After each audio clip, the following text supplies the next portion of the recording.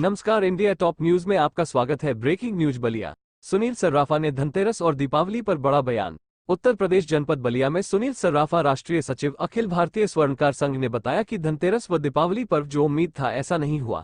सुनील सर्राफा ने ये भी देश व प्रदेश बेरोजगार बहुत ज्यादा है, इसलिए बाजार पर असर है। जो ऑनलाइन जो मार्केटिंग होते हैं, इस पर भी नियम होना चाहिए ताकि सबके लिए सर्राफ, राष्ट्रीय सचिव, अखिल भारतीय स्वर्णकार संघ।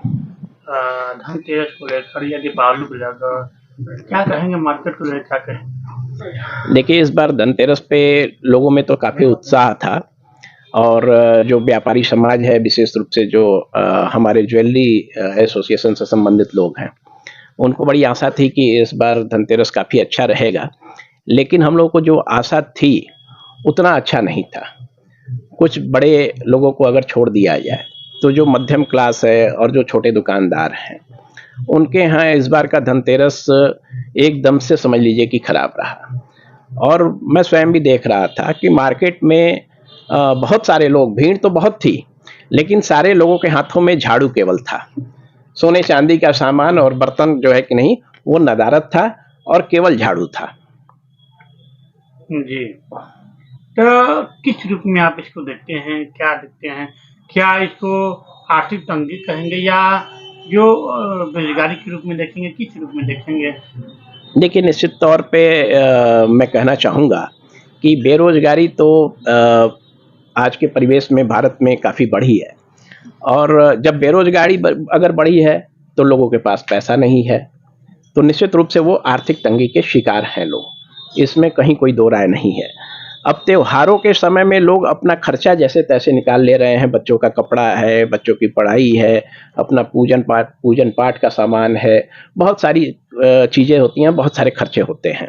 अब उन खर्चों से हट के अगर कोई बचत होती है तो लोग सोना चांदी या अन्य चीज़ों में जाते हैं जिसको वो खरीदते हैं, जैसे इलेक्ट्रॉनिक सामान है या सोने चांदी का सामान है। लेकिन अभी जो परिस्थितियाँ चल रही हैं, उन परिस्थितियों में स्थिति बहुत खराब है और लोगों के पास पैसा नहीं है। कर्मचारियों को ही देख लीजिए तो बहुत सारे कर्मचारी हमारे यहाँ आके बता गए कि हमें 5-5 महीने का वेतन नहीं मिल रहा है, उनको भत्ता नहीं मिल रहा है, तो वो सामान कहाँ से खरीदेंगे? तो निश्चित रूप से बाजार पे इसका असर है और बहुत व्यापक रूप से असर है। तो क्या कोई इसका निदान या कि कोई क्या सुझाव देंगे लोगों को? देखिए, इस पे तो सबसे पहले सरकार को सोचना पड़ेगा कि जो एक तो ऑनलाइन ट्रेडिंग चल रही है, उस पे भी सरकार को कुछ नियम कानून बनाने पड़ेंगे।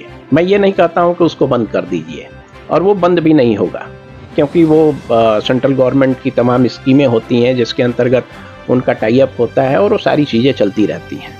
लेकिन कुछ न कुछ सरकार को इस पे ध्यान देना चाहिए। कोई ऐसा रास्ता, कोई ऐसा विकल्प बनाना चाहिए कि जो स्थानीय मार्केट में दुकानदार हैं उनके यहाँ भी कस्टमर पहुँच सकें, क्योंकि बहुत सारे लोग ऑनलाइन ट्रेडिंग के माध्यम से ही सामान खरीद लेते हैं तो स्थानीय लोगों तक नहीं पहुंच पाते। और जो सबसे बड़ी समस्या क्या आ रही है कि जो बड़े बड़े अमेज़न है, फ्लिपकार्ट है, या जो भी इस तरह के लोग हैं, वो इतना बम्पर डिस्काउंट दे रहे हैं। विशेष रूप से त्योहारों में आप धनतेरस, दिवाली के समय में देखेंगे कि उनकी स्कीमें 70% और 80% की स्कीमें रहती हैं, और निश्चित रूप से कहीं ना कहीं वो धांधली भी कर रहे हैं।